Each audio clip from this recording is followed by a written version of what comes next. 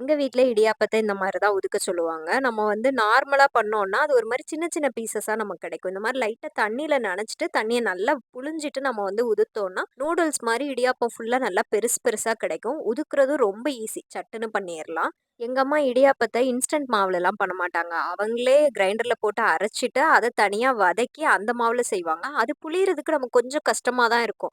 ஆனா, அது வந்து எவ்வளோ நேரம் வச்சு சாப்பிட்டாலும் இடியாப்பம் நல்லா சாஃப்ட்டா இருக்கும். அதுக்காக எங்க அம்மா எப்பயுமே அந்த மெத்தட்ல தான் வந்து பண்ணுவாங்க. நான் நேத்திக்கு போட்டிருந்த வீடியோட கன்டினியூஷன் தான் இது. மினி இட்லி பண்ணி வச்சிருந்தேன்ல, அத வந்து பொடி இட்லிக்காக வந்து ரெடி பண்ணிட்டு இருக்கிறேன்.